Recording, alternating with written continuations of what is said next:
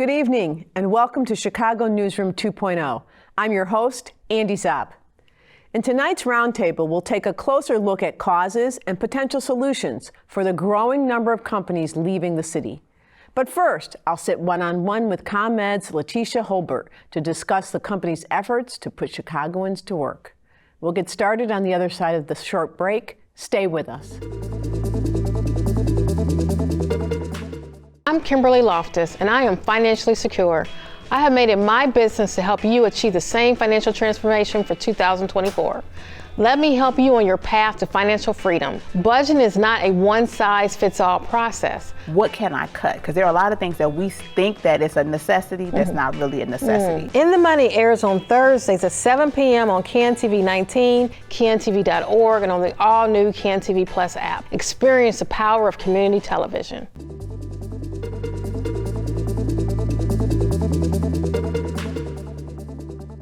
In its efforts to expose and prepare Chicagoans for jobs in the energy sector, ComEd sponsors 3 programs: Construct Infrastructure Academy, Construct Youth Academy, and the Power Up Academy.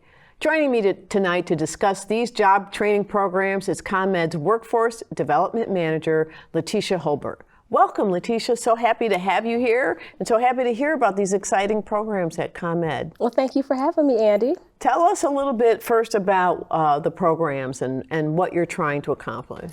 So ComEd has a unique vision when we approach workforce development. And so we are all about growing talent pipelines, hiring local talent, removing barriers, and growing partnerships. And so our programs are focused on this. We look at them through the lens of adult and youth. And so programming to help our communities in which we work in is very critical to ComEd. And I have some idea, because as you know, I used to work at Exelon and ComEd. As to the why, but my viewers may not. So tell us, why is ComEd worried about developing its talent? Are there not other places for people to get trained? And why does ComEd care about hiring people from the community? Yeah, so ComEd, we serve 9 million people. We have 6,300 employees, more than 6,300 employees. And so we have a growing infrastructure. We know that clean energy, climate change, and lots of other transitions are happening. And it's very important to make sure that the grid will be responsive to all these changes. And so ComEd has a centralized focus, and Exelon, on workforce development and how we are bringing the communities into our business, the energy sector, along with our contractors and our vendors and suppliers. Awesome. So let's talk a little bit about the specifics of the program. So we'll start with Construct Infrastructure Academy. What is that? How does it work? What do you do there? Yeah, so the Construct Infrastructure Academy, which kicks off this week, so it's so exciting. Perfect. Yes, timing. Perfect timing. This is our 12th year.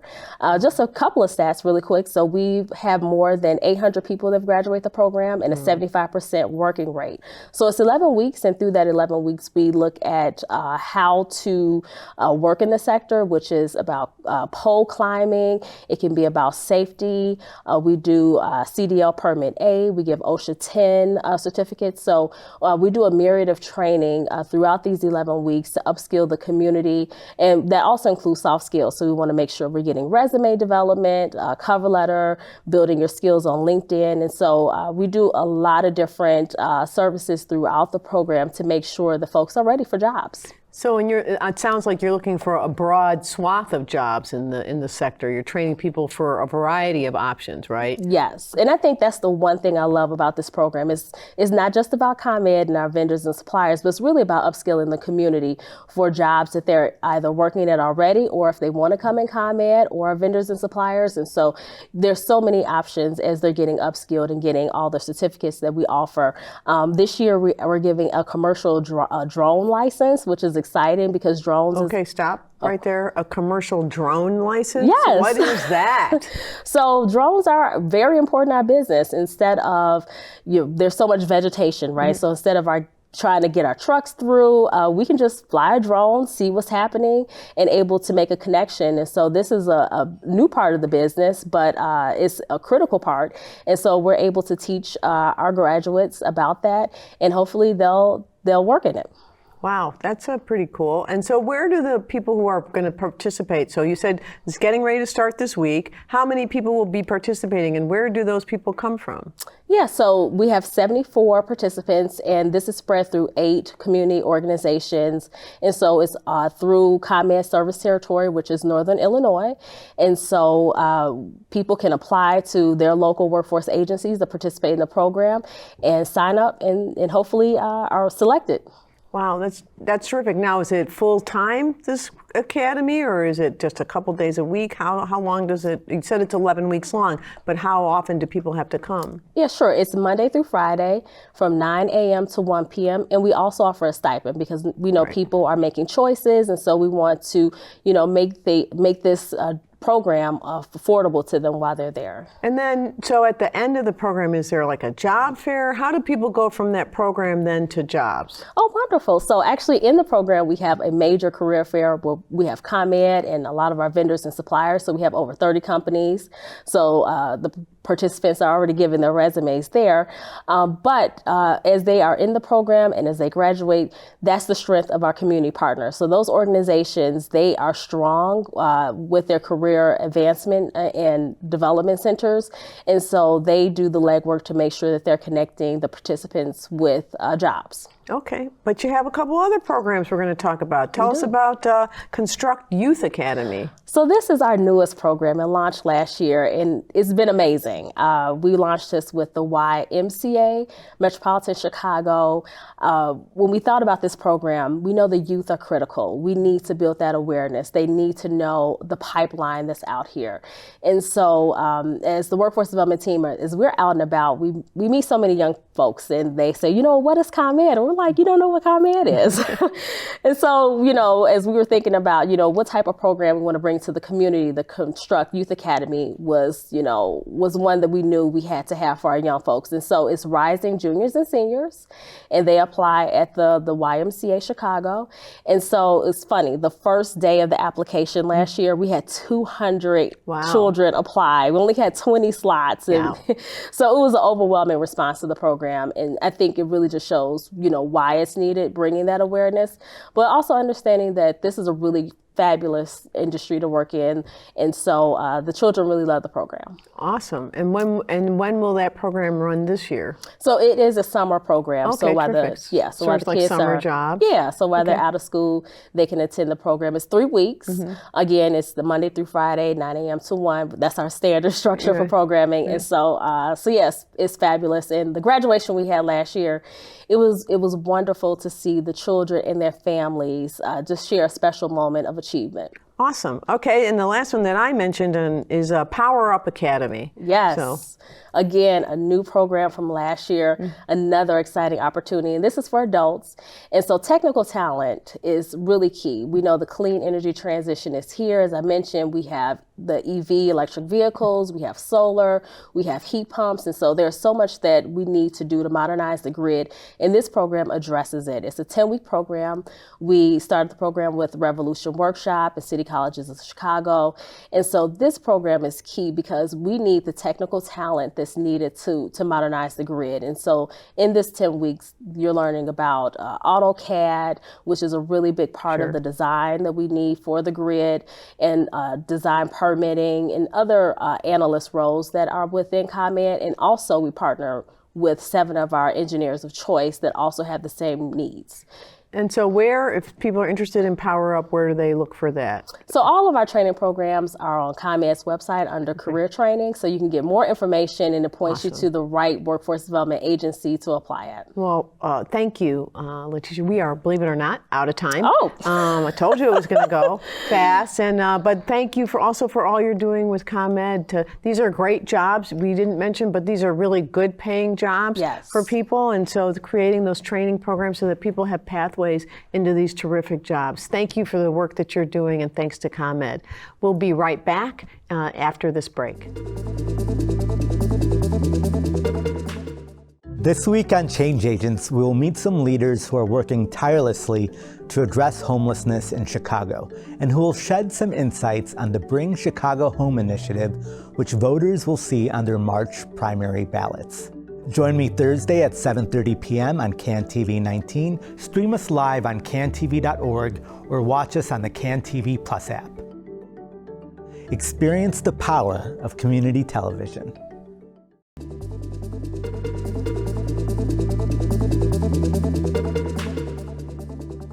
When freight railroad car company TTX announced that it was moving its headquarters from Chicago's West Loop to North Carolina, it joined a growing list of corporate departures from the city and the state. According to an Illinois Policy Institute report, TTX's decision underscores a troubling trend of high-profile headquarters losses for Chicago and its surrounding suburbs. In just the past 2 years, major corporations like Caterpillar, Citadel, Boeing, and Tyson Foods have announced relocations out of the Chicago area. Guggenheim Partners, a financial services firm, more quietly made moves to leave the city, joining fellow investment firm Citadel in Miami. Chicago Mercantile Exchange could soon be joining the exodus. In response to the idea of a transaction tax floated by Mayor Brandon Johnson, CME CEO Terry Duffy said, a clause in its lease states that if taxes got worse, it could break its lease and leave its namesake city. To discuss it all, I'm joined at the round table by Jamie Nesbitt Golden, reporter for Block Club Chicago, and Emmy Award-winning journalist and media consultant, Samantha Thomas. Welcome, ladies. Thanks for having us. Welcome back, I should say. So, is this a trend? Is this something we should be worried about? And what do we think is behind why some of these corporate headquarters are leaving? Jamie, what do you think? Well, I think so. Some of these departures predate Johnson's entrance into City Hall. So I think crime definitely is, some companies are saying crime, and that is definitely a prevailing issue. I also believe that, of course, corporate leaders are going to be adverse to having a progressive city leader wanting to lean on them to fund the city coffers. So I think it's really selfishness and not necessarily the fact that, the city is crime-ridden and the taxes are too much. I think they're fudging a little bit, and I think when Dan Griffin left and when he announced his departure in I think 2022, he didn't really leave. He tried to influence the Illinois gubernatorial race, didn't get his way, and then decided to pull up stakes and leave. So I think they're not being fully honest as to why, a lot of these companies aren't being fully honest as to why they are leaving. All right. Oh, fair. And you're right. In some instances, for example, in Citadel, there was some, at least initially, some political pressuring behind the ploy. I don't know, Samantha, what do you think? I agree with Jamie with the lack of transparency. I think many of these companies now, it's more to just say, I want to go somewhere else because something is going on, versus let me blame it on a city that people see nationwide is having difficulties. Our tax rate is high, but New York is worse, and the different things like that. So there are some major companies still trying to hold on, and I do know that this is a stop for big Fortune 500s and big, freight tech, those types of things. But when you look at the bigger issues, don't blame it on Chicago. Let's really just keep it, as we say, keep it a buck. Let's keep it real about what the real issues are and why you're doing the exodus. And I know we, may talk more a little bit about different companies because they're starting to set up shop in different places. Right. Just the early exodus instead of the big mass. But it's also really interesting where they're setting up shop. I mean, like Florida, of course. And of course you're going to go to a Republican-run state, which is but you're going to go to the place where you're going to get away with a lot more things. A whole bunch of things, yeah. And I think the fact that Mayor Johnson has sort of made it clear that he's not going to be beholden to corporate interests is, of course, a problem for a lot of folks. We're a little too blue. Yeah, I think, but we've been blue for a long time, right? And so I think that some of that is to your point. I don't know that it's just Mayor Johnson and his policies. Right, because it predates. I mean, even when Lightfoot was in office, and Lightfoot was very kind to the business community. I think she made a lot of overtures to keep people here, and despite that, she was told, well, it's the crime and we have to go. Yeah. They closed the door in her face a lot with a lot of things. And like Jamie, as we're sitting here saying, a lot of initiatives were brought about with her. Mayor Johnson is just getting a carryover of what was already happening. Yeah, I think that's fair. And look, as you know, I ran World Business Chicago for a long time, recruited companies to come here. World Business Chicago would say that while some companies leave, which happens, there are still companies coming. Absolutely. Number one city for corporate relocation again last year. And so it's not an overwhelming trend that you should be concerned about. That said, losing major name headquarters, and particularly for me, it's the perception, right? We have a perception issue, right? Anybody, have you ever been out of the town and you say you're from Chicago, and they're like, what do they say? like how often do you have to dodge bullets? Like, that's what they say. It's like, like, oh my gosh, are you safe? Are you okay? Oh, that's Chirac. I say, don't call it Chirac. That burns my toast. But no, I mean, like, not the toast, girl.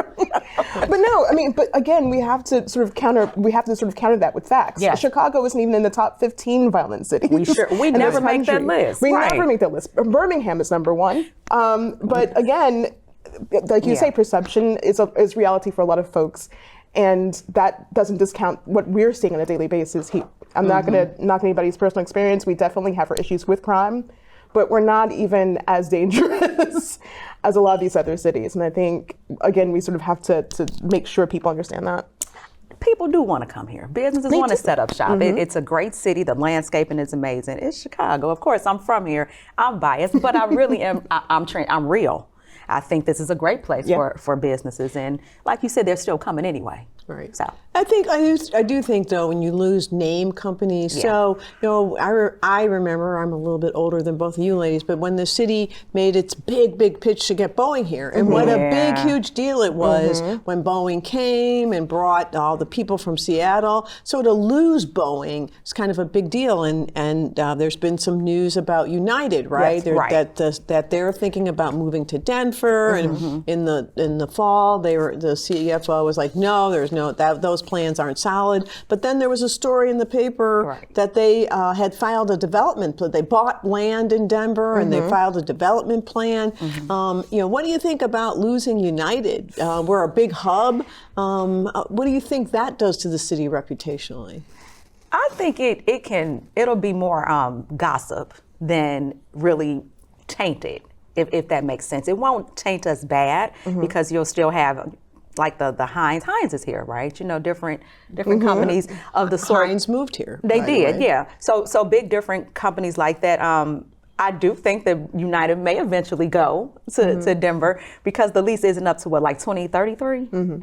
And once that lease is up, I think they're just trying to hold on. But what has been said about United moving, somebody said something they weren't supposed to say. Yeah. I think that's what they're running their mouth a little bit. And of course, again, when I brought up the setting up shop, Denver. Yeah. So, I mean, also, I think we forget that there's been a pandemic. Absolutely. And a lot of these office spaces are sort of, have remained empty as more folks are telecommuting. And yes,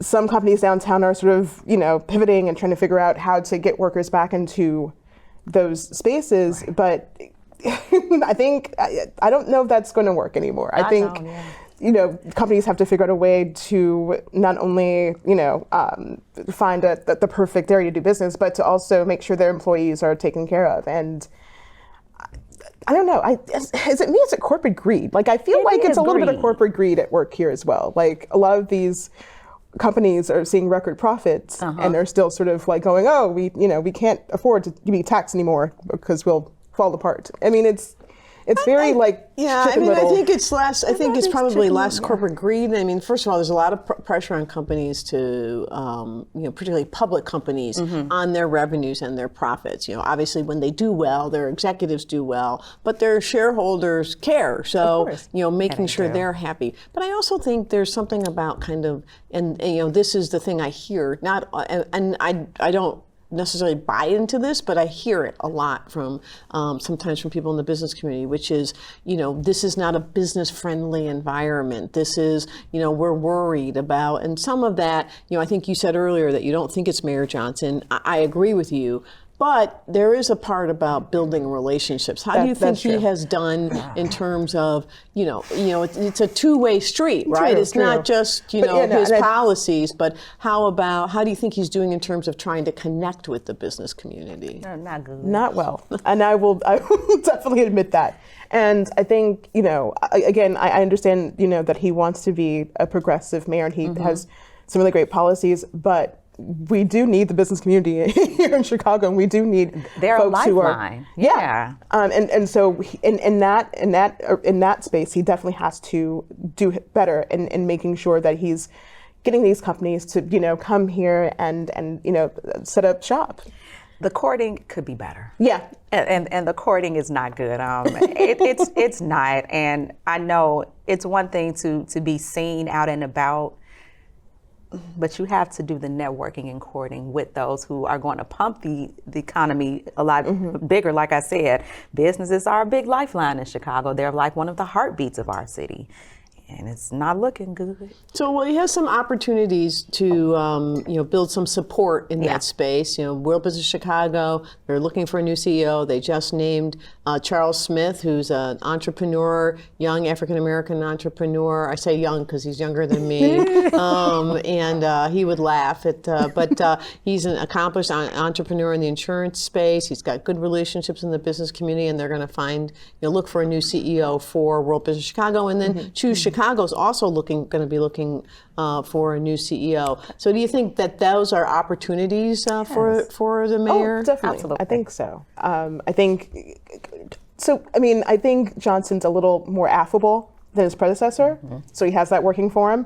And I also think that with the appointment of Charles Smith, I think having two black men at sort of the forefront of this, I think they'll be able to figure out a way to, again, entice more companies to come here. I'm optimistic about that. It's a lot of in with the new. A lot of in with the new. So we'll see what the new can do to help the city grow. And he is a little bit more affable. I mean, affability is an important trait. It's an important trait. It's not the only trait, but also helping. And you pointed out that businesses are important to the economy and growing the economy. But also, some of our companies are starting to actually invest in neighborhoods. Like a couple. I think my last show I had on a couple former employees from Discover who were very involved in Discover's call center. Which is going to be 1,000-person jobs in Chatham, healthcare service. Of course, Blue Cross Blue Shield built a huge facility in Morgan Park, and so I think those are other signs of why we need business. But having hopefully Charles as the vice chair of WBC, and with Mayor Johnson with his commitment to community, we will see companies engaging more and seeing the value of. I just had earlier on this show the representative from ComEd talking about their efforts to expand their workforce. So you think that those are also draws for companies? I do, especially with those big names, and hopefully things like what ComEd is doing, what Discover is doing, what Blue Cross Blue Shield is doing. I want them to help us because it's really looking sad. We need some life, and downtown is struggling. True, but I also want there to be some investment in entrepreneurship here. And Absolutely. I think we saw Lightfoot's initiative, Invest Southwest, and while it wasn't perfect, but it was an attempt. And there have been some really great businesses that have grown from that initiative. Yeah. And I think, again, Johnson sort of maybe taking that over in some way and making sure it stays alive will also benefit the city. I totally agree. But also, another example of what I think hopefully companies will do. And speaking of downtown, is Google, buying the State of Illinois building and putting a lot of money and a lot of people, which hopefully will help again to energize downtown, which I think we all agree needs to, and it's going to have to adjust. And Jamie, as you pointed out, to the changes in workforce. Yeah. So there's been a fair amount of news lately about kind of a rift between the mayor and the governor. I don't know. Sometimes I think our friends in the media, not pointing any fingers, elevate these stories because tension is good. Yes, of course. But how much of that do you think is elevating the story? How much of that you think is there some I think there there's some- there, and how much you think is that is going to causing some there is some issues? truth. What's your percentage? There is some truth, but again, I think going back to Johnson's affability and willingness to, again, sort of talk to Pritzker about these things, particularly the migrant issue, I think bodes well, because we saw what happened with the last administration and how contentious things were there. I do think some of these stories maybe played up a bit, punched up a bit for some palace intrigue, but I think ultimately we have two people in different positions who are on the same page about what they see as their vision for Illinois and for Chicago. And I think as long as they're able to talk it out, we'll be in good shape. Now. They not But I mean, but there will be. I believe it's like a quarterback and a coach that don't get along. The quarterback and the coach. They're not talking, and it's a flag on the play. And what happens is Chicago becomes the flag on the play because you see it. Yeah. You see it. Do I think the media is punching it up? Yes, because we like a little fluff. We like a little sensational. But I also, I know they're not talking right now. But No. I feel okay. So they might be slightly us. But I'm being optimistic. But they get along enough. Yes, I don't think they're. And I think 2 points that you made, Jamie, and then hard to believe we were out of time. But one is that they have similar goals and are aligned in mission for the city and the state, and their teams are working together, right? That I think people miss that point that you can have some noise at the top of the house, but if the teams are working together, then you get the direction is very clear, and I think that is happening on a number of fronts. Maybe we need more, but I do think it's happening. As always, ladies, you make it fascinating and entertaining and enjoy. We can talk about important issues that are important, but also see that there is optimism and light at the end of some of these tunnels. So thank you so much for being here. Again, I always enjoy having you both. Thank you, and we'll be back for my final thoughts after this.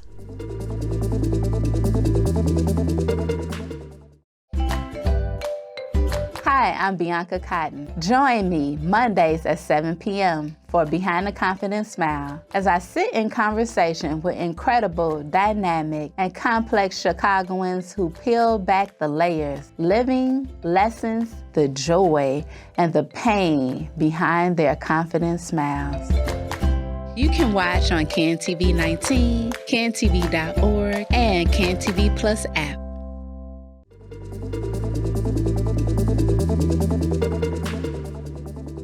When I served as president and CEO of World Business Chicago, I was deeply engaged in recruiting companies to locate here and to encourage businesses located here to stay and expand. And Chicago has a lot of assets that matter to companies that I could talk about. Chicago is centrally located in the U.S., and with 2 major airports, you can get to or from most major cities in the world on a direct flight. We are a major rail hub, which positively affects the ease and cost of transporting goods. We have a diverse and well-educated workforce, a strong public transportation system, and a diverse and affordable housing options. These assets are attractive to companies looking to relocate or expand. But, and there is a but here, adversarial us and them messaging is not working. Companies have choices, and they will exercise them if they feel there is no pathway to being heard. In order to continue to leverage our assets to bring and keep businesses here, our leaders must better engage the business community and work with them to help address the intractable issues that our city faces in order for our city to keep and grow the strong, thriving economy necessary to support the resources that so many of our residents and new arrivals need.